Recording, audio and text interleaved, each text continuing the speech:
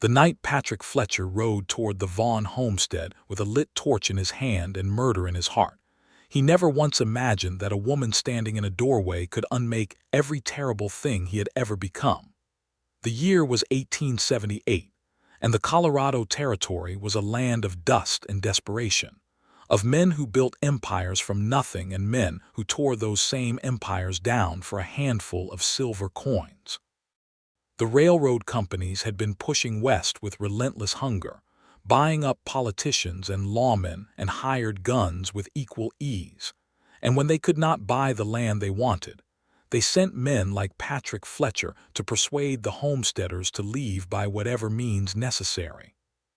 The Denver and Rio Grande Railroad had its sights set on a particular valley 20 miles south of Pueblo, a wide green stretch of land fed by a reliable creek, and most of the small farms along that creek had already been abandoned or purchased for insulting sums. Most of them, but not all. Henrietta Vaughn had not moved. She was 26 years old, a widow of 2 years, and she had buried her husband Thomas on a little rise behind the barn where the wild columbines bloomed every spring.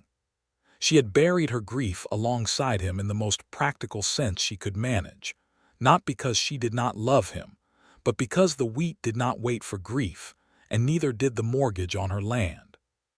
She had calloused hands and a straight back and dark auburn hair that she wore pinned up beneath a sun-bleached hat during the day, and let fall loose around her shoulders in the evenings, when there was no one to see her be anything other than exhausted and quietly beautiful. She kept 2 horses, a dozen chickens, a small kitchen garden, and a rifle she knew how to use. She had received 3 notices from the Denver and Rio Grande Land Acquisition Office, each one more threatening than the last. She had lined her fireplace with all 3 of them. The 4th notice had come in the form of a man on a black horse who had ridden up her lane 2 weeks prior, and told her in a flat, unhurried voice that she had until the end of the month to vacate. She had told him in an equally flat and unhurried voice that she had not finished her planting and had no intention of leaving before the harvest. He had ridden away. She had watched him go from the porch, rifle across her arms, and then she had gone back inside and made herself a cup of strong coffee and tried not to shake. She had not entirely succeeded at the not shaking part. Patrick Fletcher was 31 years old, and he had been doing the railroad's dirty work for 2 years. Before that he had been a legitimate ranch hand, then a legitimate deputy marshal in a small New Mexico town, and then the town had been swallowed by a mining company, and the marshal had been replaced by a company man, and Patrick had found himself on the wrong side of that transaction. He was not a good man, and he knew it. He had stopped pretending otherwise somewhere around his 28th birthday, when he had watched a family in New Mexico pack their wagon in the middle of the night, because men he had ridden with had burned their barn down. He had told himself then that he had not burned the barn himself, that his hands were clean, that there was a difference between the man who lit the torch and the man who stood at the edge of the property while it was lit. He had been lying to himself, and some quiet part of him had always known it. But a man who has started down a particular road tends to keep walking it, because turning around requires a kind of courage that is much harder than the courage needed to keep moving forward. He had received his orders 2 days ago. The Vaughn woman had not moved. The company was losing patience. He was to ride out to her property after dark, give her one final warning, and if she refused, he was to burn the outbuildings first and then the house, making absolutely certain she was out of the structure before he lit it. Those were the orders, and in the past he had always followed orders with a kind of mechanical reliability that the company valued highly. He rode alone tonight, because the man who usually rode with him, a rough-faced fellow named Cal Devers, had gotten himself thrown from his horse that afternoon and broken his wrist. Patrick had taken the torch from the saddlebag and lit it from the campfire and ridden out alone, and the darkness of the Colorado night had pressed in around him with an unusual weight, as though the land itself knew what he was about to do and disapproved. He came up the lane at a slow walk, the torch casting orange shadows across the dry grass on either side. The house was a modest structure, a proper wood-framed homestead with a covered porch and two front windows that glowed warm yellow with lamplight. Someone was awake inside. He had expected the house to be dark at this hour, expected to dismount and knock and drag the woman out of bed and let the terror of the situation do his persuading for him. The lamplight complicated things. The lamplight suggested that whoever was inside was not sleeping, was perhaps sitting up, perhaps waiting. He was 10 yards from the porch when the front door opened.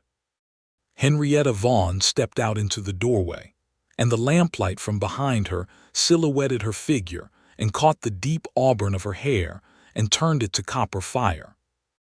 She was holding something against her chest with both hands, something small and dark, and it took Patrick a moment to realize in the flickering torchlight that it was not a rifle. It was a book. A small, worn Bible with a cracked leather cover that he recognized with a force that hit him somewhere between his sternum and his throat like a physical blow, because he had seen that Bible every single day of his childhood, had seen it on the kitchen table at breakfast and on his father's nightstand at night, had seen it in the hands of his younger brother Daniel every Sunday morning for 20 years. He pulled his horse up hard enough that the animal snorted and sidestepped. Henrietta did not flinch. She stood in the doorway with that Bible held against her chest and looked at him with dark eyes that were steady and serious and not entirely without fear, but the fear was so thoroughly managed that it barely showed. She looked at the torch in his hand. She looked at his face. She said nothing yet. Patrick could not speak. His mouth had gone dry and his chest had gone hollow. He stared at that Bible with an intensity that must have looked strange to her, and then he said, in a voice he barely recognized as his own, "Where did you get that?" It was not a question exactly. It came out flat and stripped of punctuation, the way things come out when the breath behind them is unsteady. Henrietta's grip on the Bible tightened slightly. "This was left to me by a man named Daniel Fletcher," she said carefully. "He was a circuit preacher. He stayed here for 3 days last autumn when his horse went lame. He was a good and gentle man, and he died of fever before he could reach the next town. His horse died too. I buried him on the rise behind my barn beside my husband. I kept his Bible because there was no one to send it to, and it seemed wrong to bury it with him." Patrick lowered the torch. He did it without thinking, the way your hand opens when something shocks it, reflexively and without any conscious decision. The torch angled toward the ground and the flame guttered in the movement. Daniel. His brother Daniel had died on this woman's property, had been cared for by this woman, had been buried on this land by this woman's hands. Daniel, who was the only person in Patrick's life who had never stopped believing that his older brother was worth something, who had written him letters that Patrick never quite answered and never quite discarded, who had pressed that very Bible into Patrick's hands at Christmas 2 years ago and said, "There is always a road back, Patrick. Always. No matter how far you have gone." Patrick had handed the Bible back. He had said he did not need it. Daniel had taken it with sad eyes and said only, "Then I will keep it until you do." And Daniel had come to this valley and his horse had gone lame, and this woman with the copper hair had taken him in and fed him and nursed him through a fever he had not survived, and she had put him in the ground with her own hands beside her own husband, and she had kept his Bible, and now she was standing in the doorway of the house that Patrick had come to burn, holding that Bible against her chest like a shield she did not know was one. The torch went out. He had set the butt of it against the ground without realizing he had done it, and the flame had died against the damp soil. "He was my brother," Patrick said. The words fell into the night between them like stones into water, and the silence that followed them rippled outward. Henrietta's expression changed. Something in her face opened and then contracted again. A flash of surprise followed immediately by a grief that was not recent but was still present, the way old scars still ache when the weather changes. She looked at him more closely, and Patrick realized she was searching for resemblance, trying to find Daniel in his face. He wondered what she found. Daniel had been lighter in temperament and coloring, fair where Patrick was dark, open where Patrick was closed, but they had shared the same jaw and the same gray eyes, the Fletcher jaw and eyes that their mother had always said were too handsome for their own good. "Come down off that horse," Henrietta said quietly. "I will make coffee." It was not an invitation that made any particular sense given the circumstances. He was a man who had ridden to her property in the middle of the night with a lit torch and presumably no charitable intentions. She knew that. He could see that she knew it. And yet she said it with a certainty that suggested she had already made some internal calculation and arrived at a conclusion that she was prepared to stand behind. Patrick looked at the dead torch in his hand. He set it across the saddle and dismounted. He tied his horse to the porch rail, and he followed Henrietta Vaughn into her home. The interior of the house was simple and clean and smelled of wood smoke and dried herbs and something baking, though it was well past any reasonable baking hour. There was a table with 2 chairs and a lamp burning at its center. There was a stone fireplace with a low fire.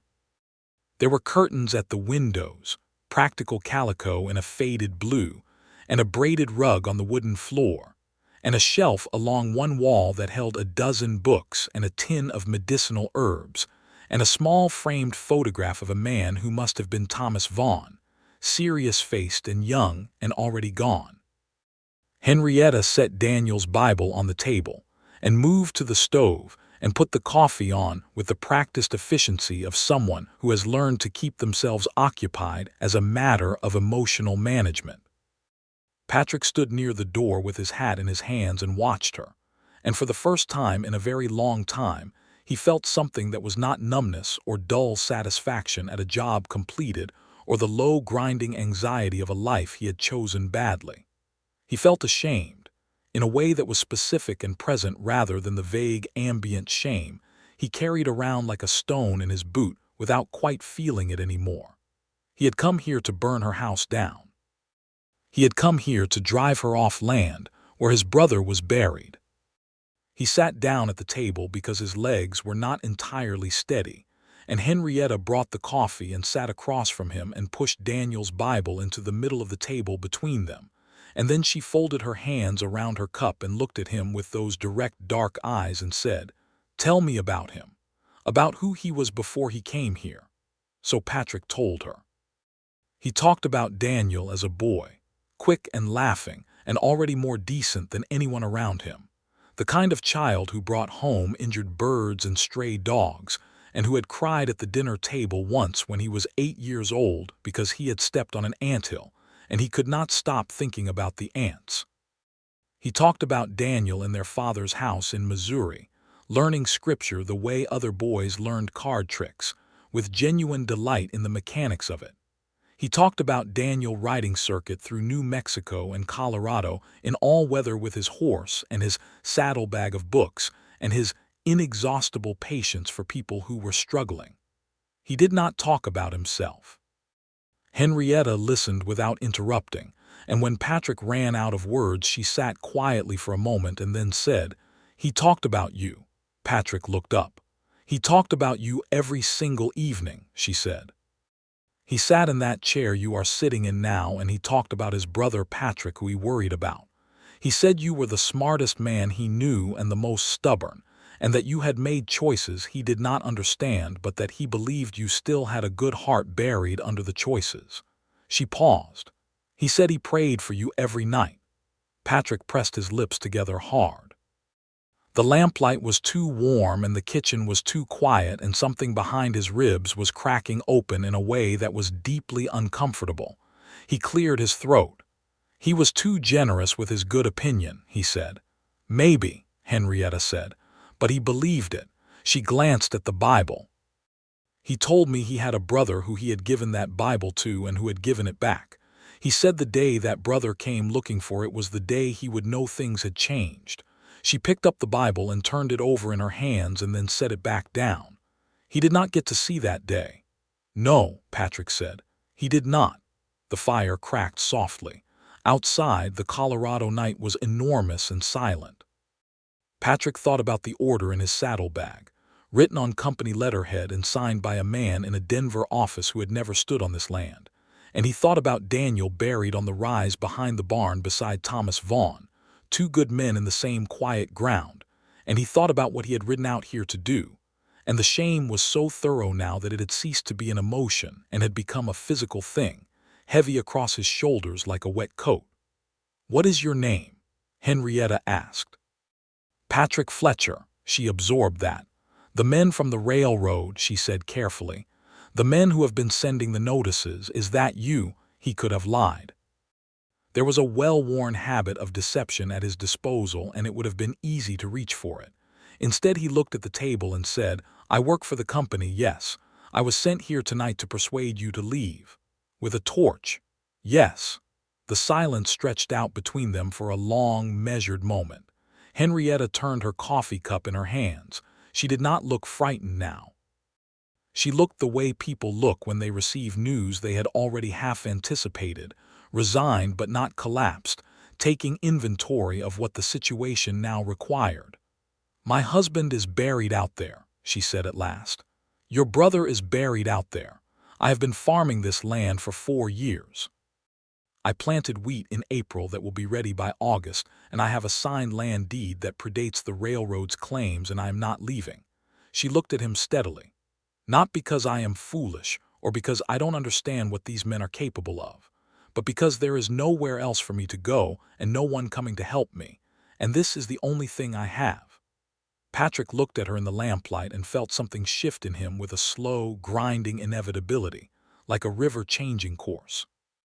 He had seen desperate people before. He had seen people who claimed to have nowhere to go and nothing else, and in the past he had found it possible to look at that desperation from a certain professional distance and continue doing his job. He could not do that now.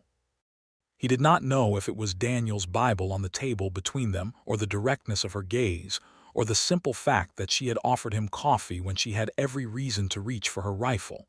But the professional distance was gone, and there was nothing to replace it with except the man he had been before he had made the choices that Daniel had not understood.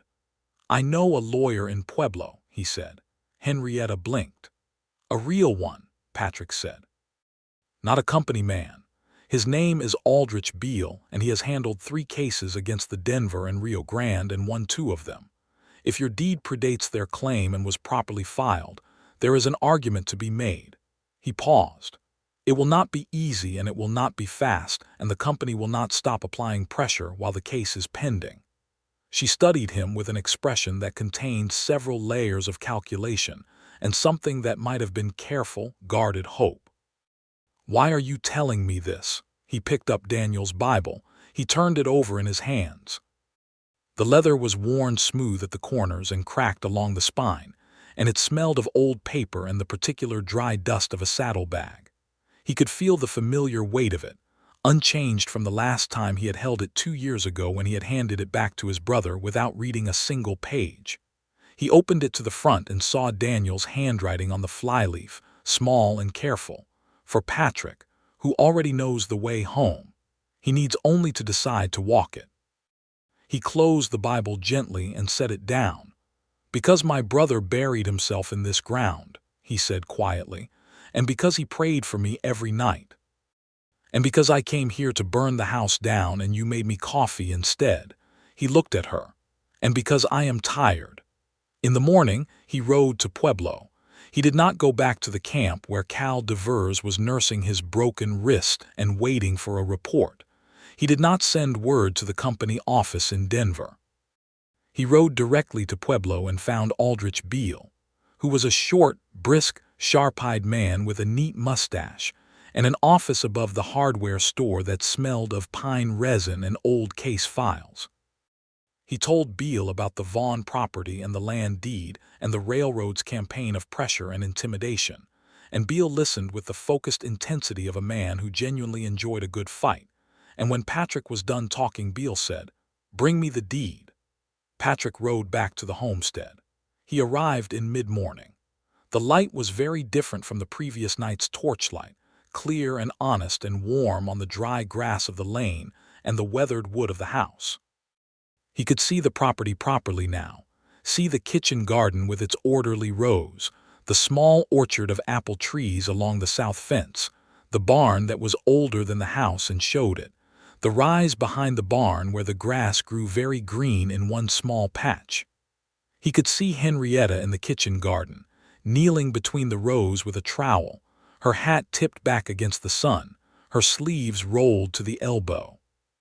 She heard his horse and stood and turned, and he saw her calculate him for a moment, decide on something, and then come to the fence. "I need your land deed," he said, "and I need you to come to Pueblo with me." She considered this. "You came back." "I said I would." She had not actually asked him to come back. She had opened the door for him when he arrived with a torch, and she had made him coffee, and they had talked until close to 3 in the morning. And then she had shown him to the barn where he had slept in the hayloft on a blanket that smelled of horse and dried grass. And in the morning when she woke and came to the barn, he was already gone. She had not known whether to expect him again. "Give me 20 minutes to wash up and find the deed," she said.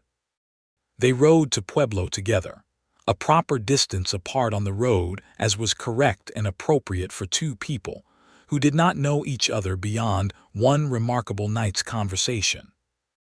But the conversation had been remarkable, and as they rode, Henrietta found herself watching Patrick Fletcher from the corner of her eye and trying to reconcile what she saw with what she knew. She had known immediately, from the moment she saw the torch, what kind of errand he had been on. She was not a naive woman. But there had been something in the way the torch had dropped when she said Daniel's name, something so immediate and unguarded that she had understood, in the instinctive way of a person who has spent time caring for the sick and the dying, that there was real feeling underneath the surface of this man. Real feeling and real damage and real grief, the kind that had been packed down under layers of practical necessity and bad decisions until it was barely recognizable. Daniel had been exactly right about him, she thought, and Daniel had always been exactly right about everything. Aldrich Beale examined the land deed with the precision of a man who expected to find flaws and was pleased to find none. The deed had been filed in 1874, a full 2 years before the Denver and Rio Grande had begun acquisition efforts in that valley. The filing was clean and correct and properly witnessed. Beale sat back in his chair and tapped his pen against the desk and said with considerable satisfaction, "This is a strong case, Mrs. Vaughn. The railroad has been playing fast and loose with disputed territories throughout this region, and the Federal Circuit Court in Denver has been increasingly impatient with that approach. I can file for injunctive relief within the week, which means they cannot legally take any action against your property while the case is pending." He looked at Patrick with frank curiosity. "And you, Mr. Fletcher, what is your role in this going forward?" Patrick said. "Witness." Beale raised his eyebrows. "I have been employed by the Denver and Rio Grande for 2 years, Patrick said evenly. "I can testify to the methods of their acquisition program in detail. I have names and dates and locations." Beale's expression shifted from interested to very interested. "That is a significant offer," he said slowly. "I am aware of what it will cost me," Patrick said. He did not look at Henrietta.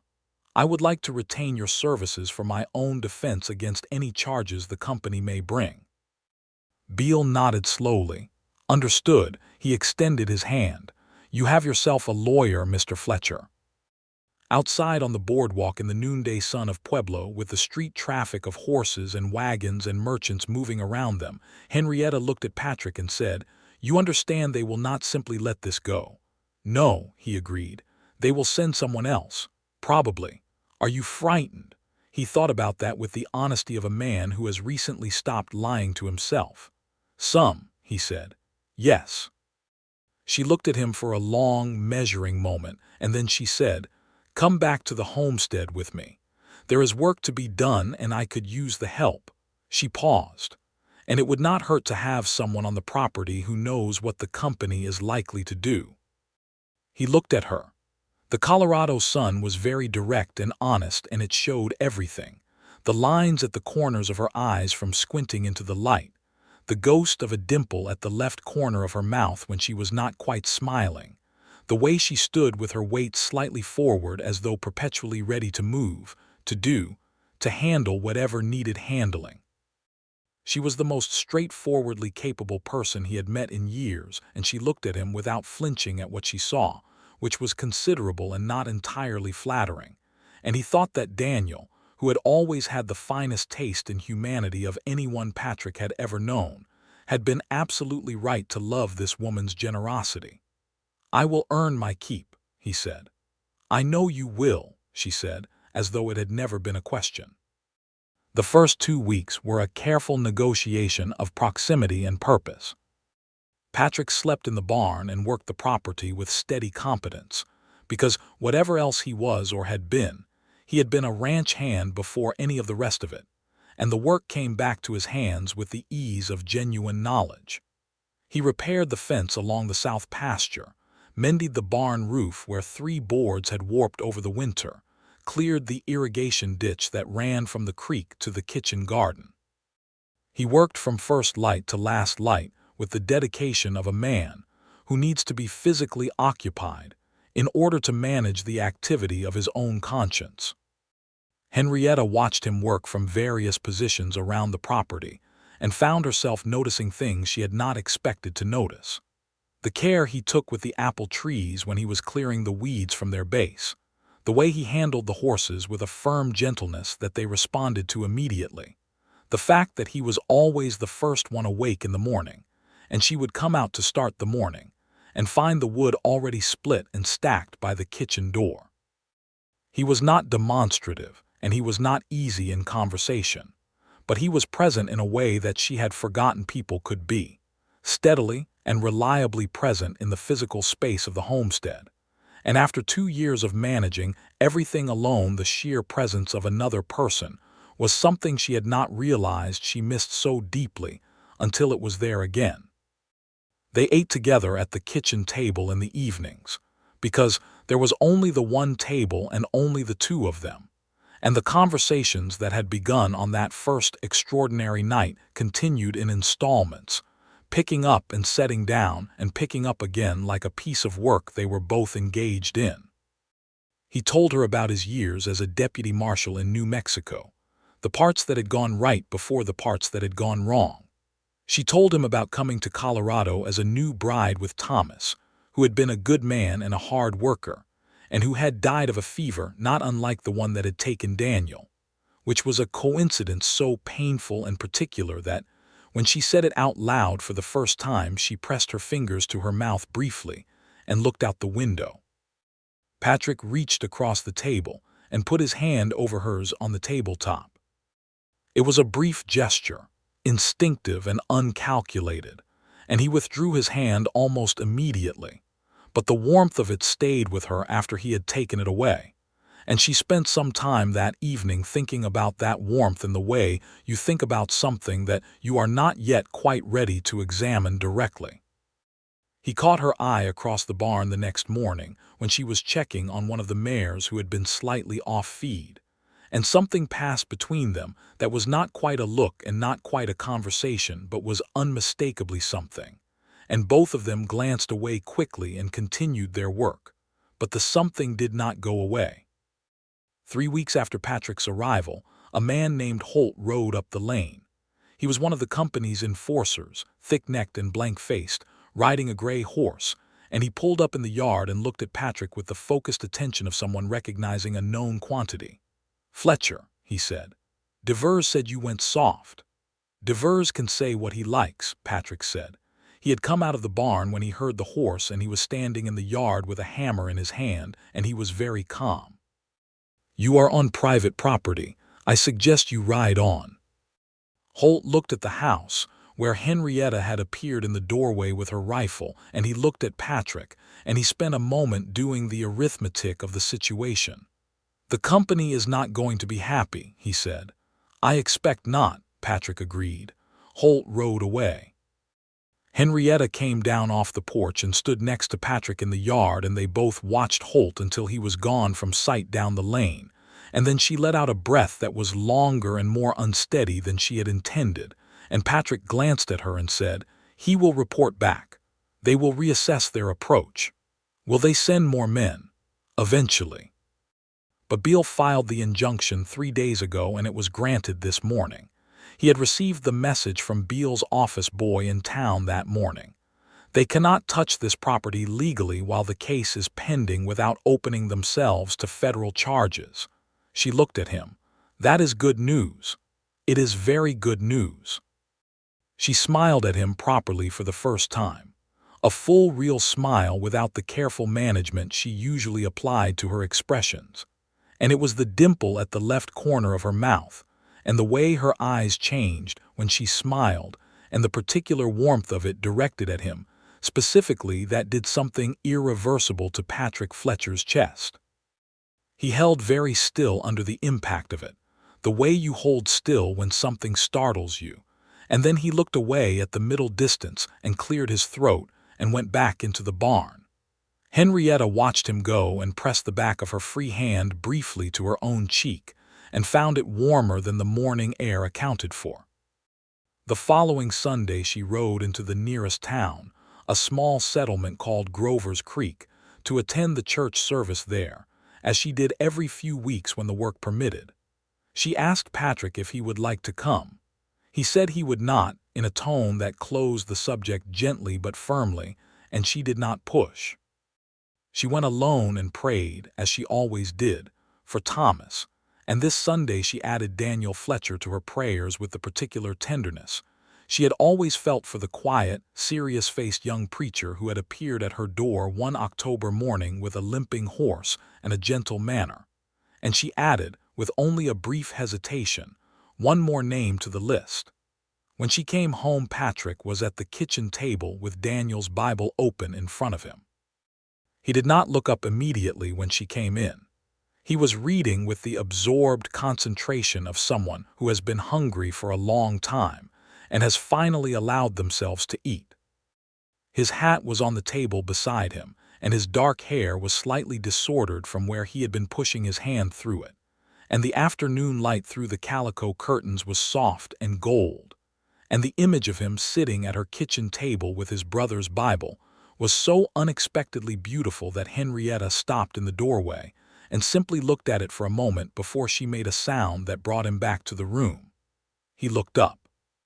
Something in his face was different, smoothed of some tension she had not realized was always there, as though reading had released a knot he had been carrying. He looked younger. He looked, she thought, more like Daniel.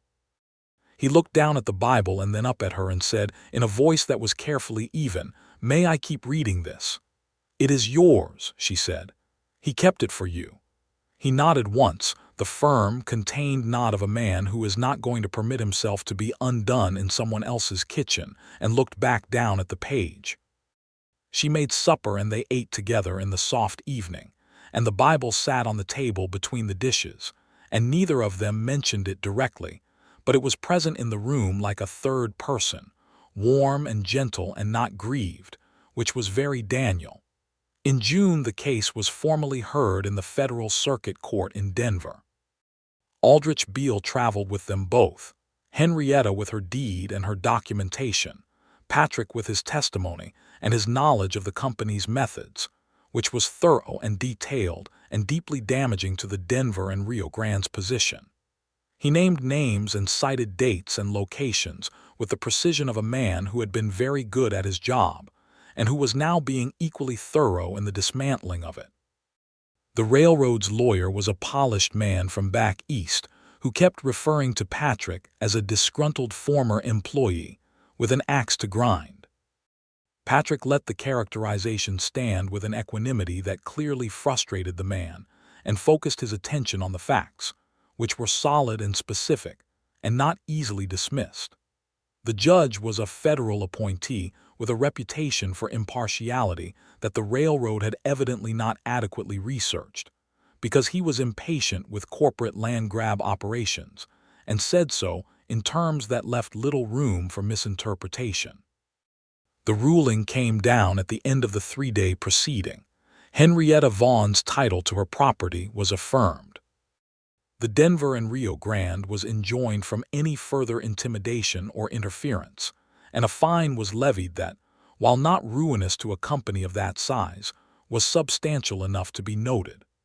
Beale shook hands with Henrietta and with Patrick and told them it was the most satisfying case he had tried in a decade.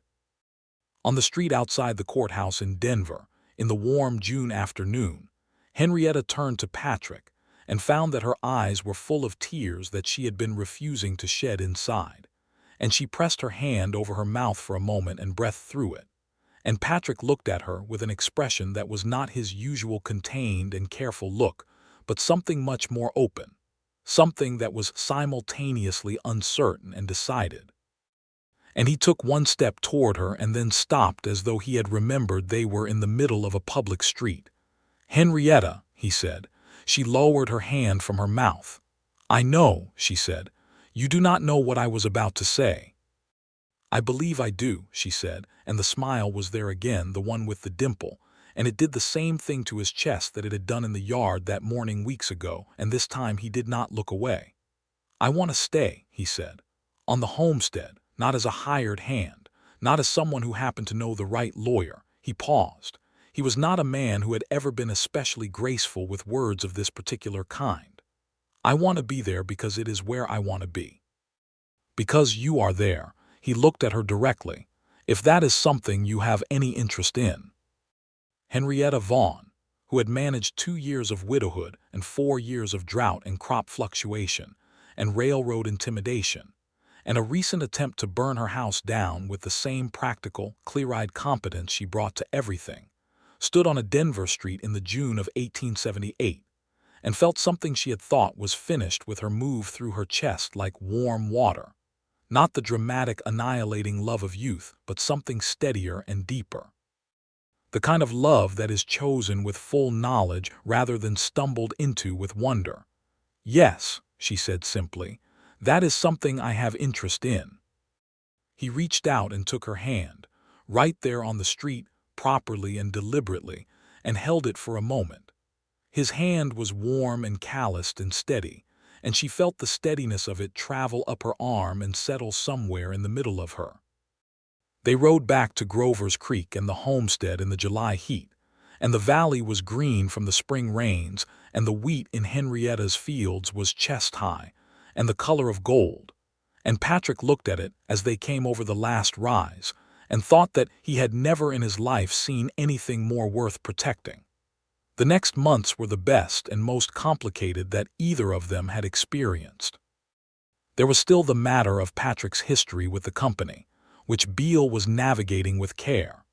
There were 3 former colleagues who had made noises about retaliation, and Patrick took those noises seriously and was watchful without being frightened, because there is a difference between a man who worries because he is helpless and a man who stays alert because he knows the terrain. He had spent 2 years learning exactly how the company operated and what its limits were, and the court case had changed the balance considerably. The Denver and Rio Grande, publicly embarrassed and financially penalized, had retreated from the valley with the focused sullenness of an organization redirecting its energies elsewhere.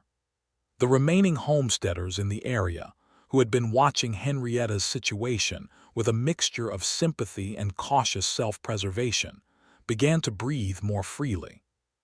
2 of them came by in August to help with the wheat harvest, a family named Peterson from the next property north, husband and wife and their grown son, and they worked 3 days bringing in Henrietta's crop with the kind of practical neighborly solidarity that was one of the genuinely fine things about frontier life, in spite of everything else that was not fine. Henrietta fed them all at her table each evening, enormous meals of bread and beans and the salt pork she had been carefully conserving, and the Peterson boy, who was 19 and openly admiring, spent most of each evening trying to make Henrietta laugh while casting sideways looks at Patrick to gauge the situation. He gauged it correctly by the end of the first evening, and redirected his admiration into simple friendliness, which was just as well. Patrick watched Henrietta at the table with these people, Watched the way she moved through conversation and hospitality with the ease of someone who genuinely liked other people and was genuinely good at the human business of feeding them and making them feel welcome. And something in him settled another degree, like a foundation finding its final level. After the harvest, in the cool evenings of September, they began to walk together in the evenings after supper, through the kitchen garden and along the creek, and sometimes up to the rise behind the barn where Daniel and Thomas lay in the quiet ground. They would stand there together for a few minutes and not say much, but the silence on that rise was a different quality of silence than the silence anywhere else on the property, a companionable, inhabited silence, as though the two men in the ground were in some fashion still present and still interested. One evening Patrick said, standing there on the rise in the last of the September light, Daniel wrote in his Bible. Henrietta looked at him. What did he write? In the margins, small notes. Patrick was looking at the simple wooden marker that bore his brother's name. I have been reading them. He was in the middle of a long argument with himself about grace, about whether grace is something given or something grown. He paused. He had not resolved it when he got here. He talked about that, Henrietta said softly. He talked about it at the table the way you talk about a problem you love, not one you are suffering over. That was Daniel. The faint, complicated warmth of the grief was in Patrick's voice, but it was a grief that had changed shape over the months, less like a wound and more like a landscape, something you inhabited and moved through rather than something that stopped you. He never suffered over anything he could argue about instead. Henrietta reached over and took Patrick's hand in the September dusk, and he held it with the same steady warmth she remembered from Denver, and they stood there together on the rise until the light was gone. He asked her to marry him in October, under the apple trees in the south orchard, after the first frost had taken the last of the leaves. He had thought about how to do it for several weeks with considerable conscientiousness, because he was not naturally inclined toward the kind of grand gesture that occasionally appeared in the novels that circulated through towns like Grover's Creek, and he suspected that Henrietta was not the kind of woman who required that approach in any case. And so what he did was simply turn to her under the naked apple trees with the frost on the ground and say, with perfect directness, I would like you to marry me. Henrietta, I am a better man here with you than I have been anywhere else, and I intend to spend the rest of my life being better still, and I would like to do that as your husband if you will have me. She looked at him for a long moment with the direct, considering gaze that he had come to love for its absolute honesty, the way she never looked at anything with less than her full attention, and then she said, I have been waiting for you to ask. How long? Since Denver, she said, and laughed, and the laugh was clear and warm in the cold October air, and he stepped forward and kissed her for the first time there under the apple trees with the frost on the ground, and it was a proper kiss, unhurried and certain, and she kissed him back with equal certainty, and the orchard was very quiet around them. They were married in November in the small church in Grover's Creek. The Peterson family came, and Aldrich Beale rode down from Pueblo with his wife, a cheerful woman named Margaret who immediately took to Henrietta with an enthusiasm that suggested she had been hearing about her from Beale for months and had been wanting to meet her. There were perhaps 30 people in the little church, which was more people than Henrietta had expected, and which moved her considerably, because she had not always been certain in the 2 years since Thomas's death how many people's lives she still genuinely intersected with, and the church full of familiar and friendly faces was an answer she was glad to have. Patrick stood at the front of the church in a good dark coat he had purchased in Pueblo and looked at Henrietta walking toward him from the back of the church on the arm of old Mr. Peterson, who had offered the service since Henrietta had no family close enough to send for, and the sight of her in the light of the church's small windows in her good green dress with her copper hair dressed up, and her chin slightly lifted in the way she had when she was moved but determined not to be overwhelmed by it, was an image that struck him somewhere so deep and permanent that he knew he would carry it in the same way he carried the weight of his brother's Bible. as something essential and irreplaceable and absolutely his. He said his vows in a clear, steady voice that carried to the back of the church. She said hers looking directly into his gray eyes without looking away once. The winter was long and cold, and the homestead felt entirely different with two people in it. Henrietta discovered that Patrick made very good bread, a skill he claimed to have learned from a cook on a cattle drive he had worked before the deputy marshal years, and he discovered that she had an entirely unexpected gift for identifying constellations, learned from a book she had brought from Missouri and studied on the clear cold nights of the Colorado winter. Lying on her back in the snow as a young bride because Thomas had been a sound sleeper, and she had often been awake in the nights, and the stars had been the best company available. They lay side by side on the porch on clear winter nights now, and she named the stars for him in the same unhurried, precise way she did everything, and he listened with the focused attention he gave to everything she said. And between the bread and the stars and the shared work of the homestead and the long warm evenings by the fire, the winter passed with a fullness that neither of them had experienced in a long time. In February, Beale wrote to inform Patrick that the last of the potential charges from his former employment with the railroad had been formally declined by the district attorney's office. The case was closed. Patrick read the letter at the kitchen table and then set it down and sat with his hands flat on the table for a long moment, and Henrietta, who had been watching him from across the table, said nothing but reached over and put her hand over his. He turned his hand over and held hers, and they sat like that for a while in the February quiet with the fire going and the wind outside, and the case finally, formally, closed. Spring came back to the valley the way it always did, with the columbines on the rise and the creek running high with snowmelt, and the apple trees putting out their first tentative blossoms. Henrietta turned the kitchen garden and Patrick plowed the wheat field with the two horses working in tandem, and the Peterson family stopped by to exchange seeds and the news from town, and the valley settled back into the rhythms of a working agricultural life, with the casual, profound beauty of a place that has been genuinely cared for. In April, Henrietta told Patrick that she was expecting a child. She told him in the morning before the day's work began, standing in the kitchen in the early light with a directness that was characteristic but which had in it, below the directness, a current of feeling that she was allowing him to see clearly. He stood still for a moment and then crossed the kitchen and put both arms around her and held her with his face pressed against the top of her head and breathed, and she put her hands flat against his chest and felt his heartbeat, fast and steady and real. "When?" he said against her hair. "November, I think. I will ride to town and see Dr. Graves next week to be sure." Dr. Graves confirmed the estimate and projected November with cheerful certainty.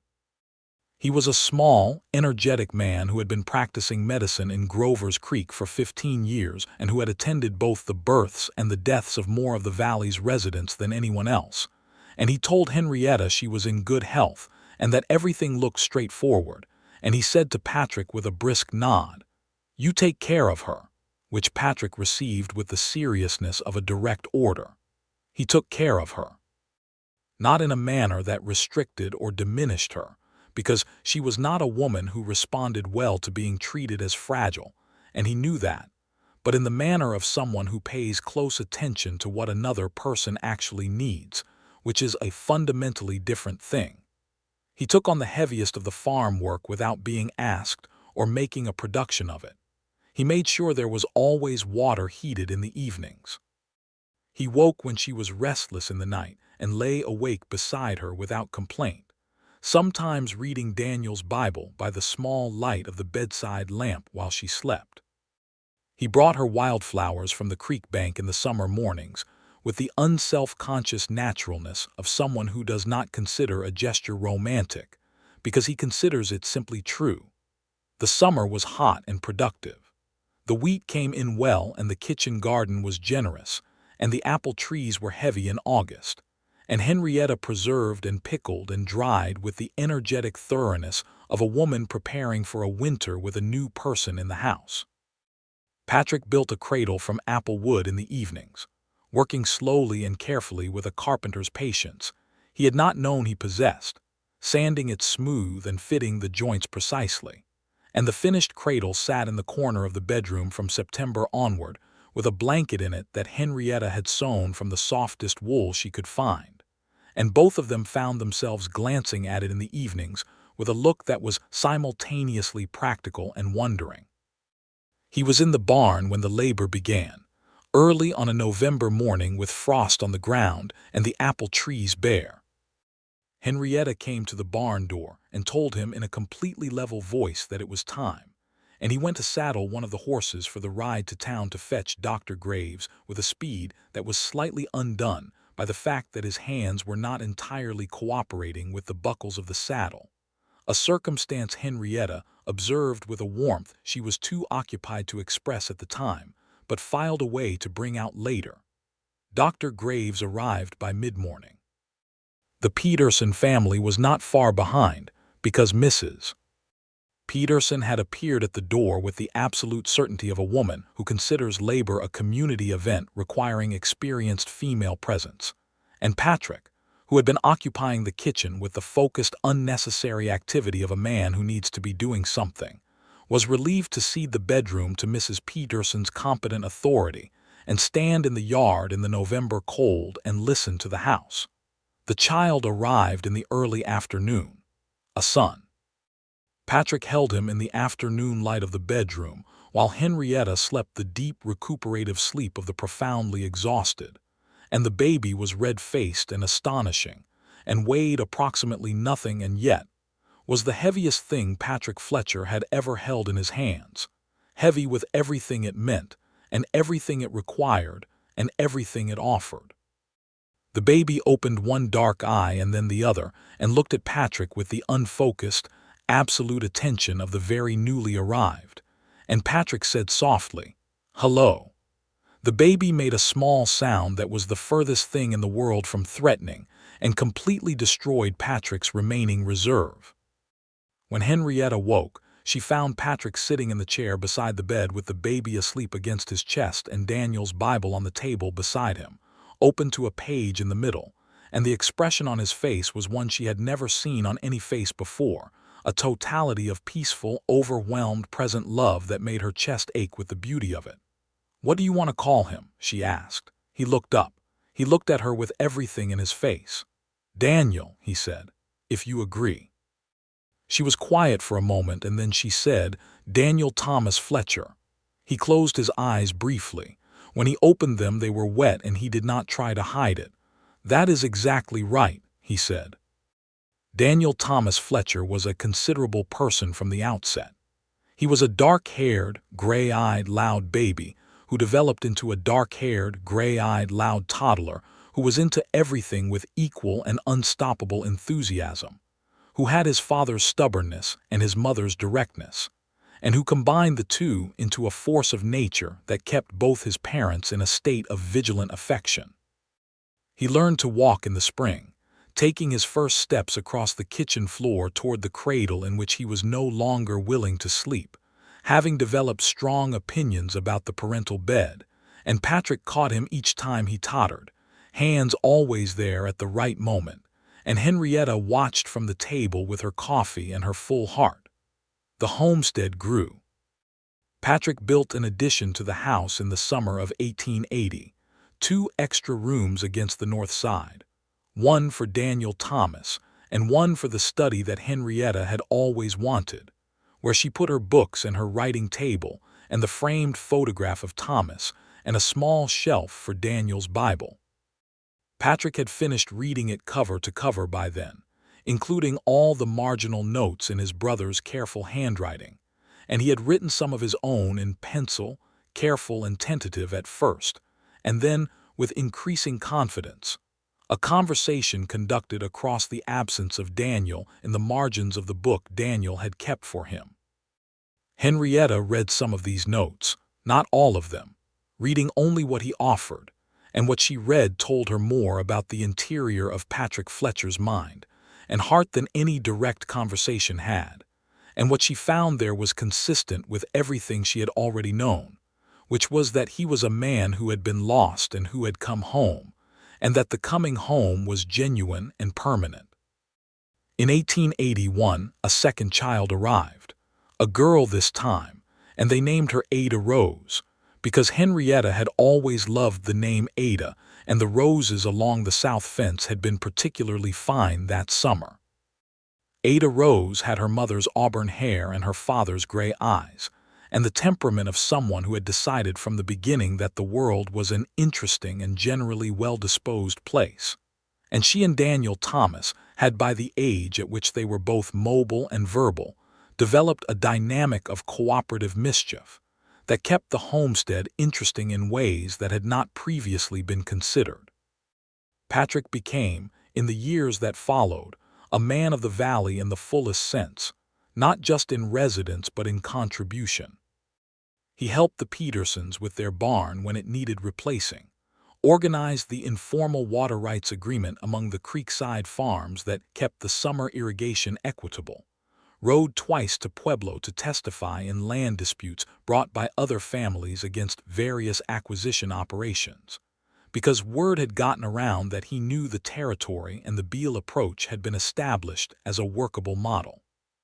He was not a famous man or a celebrated one, and the past he carried was known to the people who mattered and not discussed by them with any appetite for judgment, because the valley had other things to think about, and because the man he was day to day was the evidence they worked with.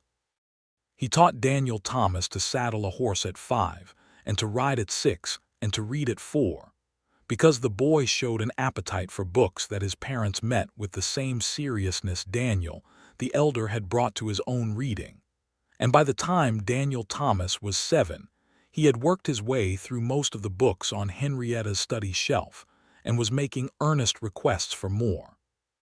Patrick rode to Pueblo and came back with a saddlebag full of books and the look of a man who has done something that pleases him, and Daniel Thomas sat down on the kitchen floor with the bag open around him and did not come up for air until supper.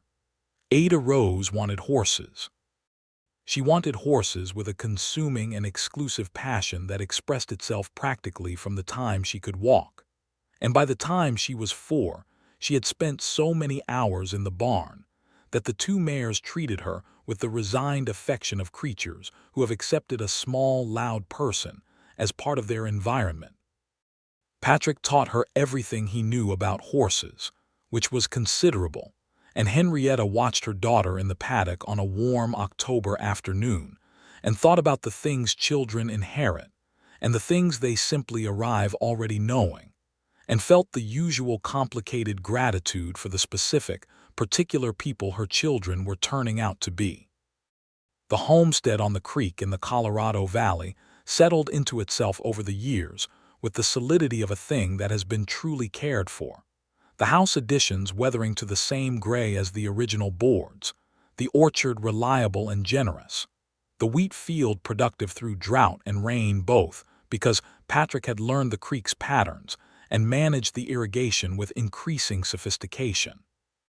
The rise behind the barn stayed green in the spring above the 2 graves, and Henrietta brought columbines there every May without exception. And Patrick brought them in April because April was when Daniel had died, and the rise was tended and never lonely. In the quiet evenings of the autumn of 1883, with Daniel Thomas learning his letters at the kitchen table, and Ada Rose asleep after a day of determined equestrian ambition, Patrick and Henrietta sat on the porch in the last of the October light, which was the very best light the Colorado Valley produced, amber and low and warm. The apple trees were bare again, and the wheat was in, and the house was full of the warm smell of the bread Patrick had made that morning, and the valley was settling into the long blue silence of the approaching winter. Henrietta leaned her head against Patrick's shoulder in the particular way she had, easy and cert, and Patrick put his arm around her with the ease of 5 years of the same gesture, and they sat in the October light without needing to fill it with words, because the silence between people who know each other entirely is not empty but full of everything that has been said and shared and lived and survived together. "I was thinking about something," Henrietta said after a while. "What were you thinking about?" "That night," she said, "the first night, when you came up the lane with the torch." Patrick made a sound that was wry and had something else in it too, something that was not quite guilt anymore because it had been resolved by 5 years of living differently, but that was still present as a kind of knowledge. "I think about it too. I saw the torch before I saw you," she said. "And I thought, here they are, they have finally sent someone who means it, and I went and got the rifle, and then I thought, the rifle is not what this requires. And I went and picked up Daniel's Bible instead." She paused. "I do not know exactly why. I was not thinking clearly, but it seemed right." "It was right," Patrick said. "I did not know it was your brother's." "No, but it worked." He was quiet for a moment, looking out at the valley and the amber light, at the land that was his responsibility and his home and his redemption, all at once, all the same thing. "Daniel always knew it would," he said. "He told me there was always a road back. I think he knew somehow that the road back would go through you." She lifted her head from his shoulder and looked at him. And in the October light she was exactly as beautiful as she had been in the lamplight of that first night, and in the morning light of the orchard in November, and on the Denver street in June, and in every ordinary morning between then and now, which were the mornings that mattered most. She looked at him with her direct dark eyes and the ghost of the dimple and something that was so settled and large and permanent that neither of them had ever really needed to name it, because it lived in everything they did and said and built and grew. She leaned forward and kissed him softly, and he kissed her back with 5 years of certainty behind it, and the valley was very quiet around them, and somewhere on the rise behind the barn, the October wind moved through the grass above the two graves in a sound like approval, like blessing, like the completion of a long and carefully tended prayer. Inside, Daniel Thomas looked up from his letters and heard the silence on the porch that meant his parents were occupied with each other in the way that made them look like the same person. And he decided his letters were very good for one evening, and went to look in on Ada Rose, who was sleeping with one small fist curled next to her cheek, and the satisfied expression of someone who has done tremendous work and knows it. He stood in his sister's doorway for a moment, and then went to find his book, and settled himself by the last of the fire with the quiet pleasure of a child who has been given the great gift of a home that is genuinely and thoroughly at peace. Outside on the porch, Patrick Fletcher held his wife in the October dark and listened to the valley, to the creek and the horses in the barn and the wind in the apple trees, and thought about a man named Daniel who had ridden circuit through all weather with his saddlebag of books and his patient faith, and who had stopped at a small homestead on a Colorado creek with a limping horse and a fever, and who had known even then, in all likelihood, that the stopping was not accidental. Daniel, who had believed in grace as something that grows in the ground of ordinary daily life, in the specific soil of actual people doing the difficult work of being present to one another. Daniel, who had written in the margins of his Bible in his careful handwriting, and left those margins for his brother to find in the kitchen of the woman who had buried him, the woman who would become the woman Patrick came home to. He thought Daniel would have been pleased with how it had all worked out, and he thought this with the quiet, specific joy of someone who has been given back something they did not deserve, and has made the most of it every single day since.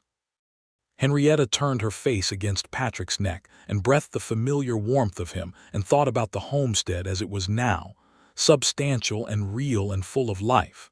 The house with its additions and its books and its cradle and its bread and its morning horses, the fields that fed them, the orchard that came back every spring, the rise behind the barn with its green grass and its quiet company.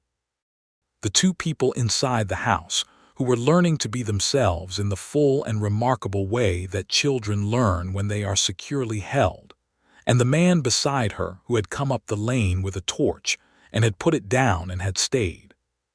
She thought about the particular strangeness and rightness of it, the way the worst night of those years had turned into the beginning of the best years, the way the thing that had been meant to destroy her had come instead carrying the possibility of the life she was now living. And she thought, as she thought often, that Daniel's Bible on that table in the lamplight had been the truest kind of miracle, not a dramatic one but a precise one, the right thing in the right hands at exactly the right moment. The Colorado night came down around them and the stars came out, and Henrietta named them in the warm dark the way she always did, speaking their names into the air above the valley while Patrick listened with his whole attention. And the valley held them both in the October silence, patient and permanent, as it had held everything that had happened on this land and would hold everything still to come, the children and the seasons and the ordinary days that are when you are paying attention. The most extraordinary thing of all.